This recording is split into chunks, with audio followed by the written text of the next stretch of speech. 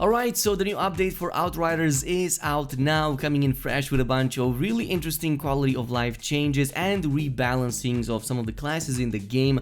Of course, we did talk about this yesterday, but I want to go over this extensively, especially since there were a few more fixes and changes added with the new update, including the removal of that Square Enix account for the demo, which means you can now play the game without having to sign in that Square Enix account anymore. So let's jump into all of that and more, and as always, if you enjoyed this at any point, it would be super awesome if you left a like on the video. But let's get started with some of the highlights. My favorite being, of course, the fact that they finally introduced that Afk Timer. Essentially, players that are AFK, which would be those who do not interact with the game at all for about 2 minutes, will be automatically removed from the matchmaking queue, which means that if you go in and matchmake, you should have a much better time actually finding active players. At the same time, interacting with NPCs or configuring skills, mods and builds is not considered AFK behavior, though you should know that being inactive for 2 minutes while being in menus or dialogue options is, which honestly sounds like a really good change, and again should remove most of the instances where players were simply AFK or pretending to not be in the game at all. Another one was for the Xbox sign-in process. It should be improved and faster in the new update. Totally let me know down below if that is actually true and if you're noticing any significant difference between this new update and the last update's sign-in process as well. Now, these aren't all the changes. As I've said, there's a few more, including a few buffs, some of the sets in the game getting fixed, and also a few quality of life changes. And I want to start things off with that. The Brood Mother Surge AoE attack, which would be those blue flames that are cast around it when it jumps, they are going to be way more visible in the new update, which is going to make it easier for you to notice them, kind of notice what the source of damage was, or maybe even dodge them, assuming that you dodge it in time. But there's a few more. There's a bug fix for the scrap grenade that would make it stop working after a cinematic or when rejoining a session. A big fix though for the Technomancer, especially those who love the Borealis set. Now, this was bugged in the previous updates in the sense that it would not provide a damage increase of about 90% as it would be described on the item set itself, and sometimes you would not even get it at all. It was pretty unreliable, it would fail oftentimes to actually activate, and other times it might have even decreased your damage for some odd reason. So they also updated the description. The only thing that changed is the fact that you don't just get weapon damage increase against frozen enemies by 90%, you get all damage on frozen enemies by 90%, and also that critical hit damage is increased by 10% for all party members for 8 seconds after you use Cold Snap with the Technomancer.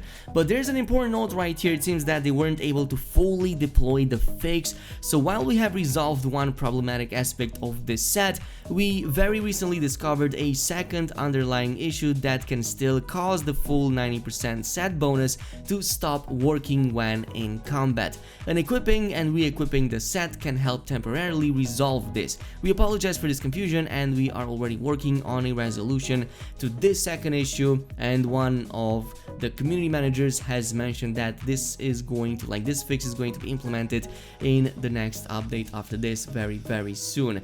Now, there's a few more fixes in here that I'm going to jump over really quickly, including a third fix, as I've said, for the Trickster's Hunt the Prey, which would sometimes get stuck on activating. Also, a bug that would cause the bleed status effect from the armor mod Bloody Crush to not be inflicted on enemies hit with the Gravity Leap skill, and another one for the Devastator's Blood Donation class node wouldn't work if the player didn't have other active skill Life Leech nodes or modes activated.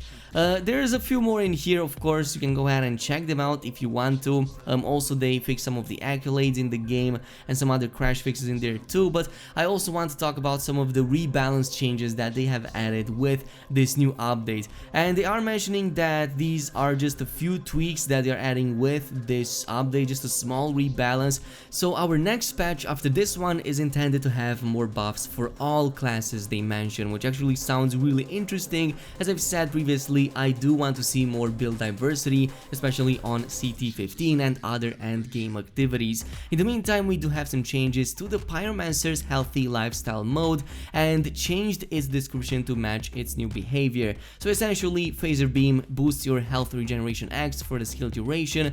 Before that, it was Phaser Beam boosts your health regeneration by X for Y seconds after the skill ends. So the new change is for the duration of the skill.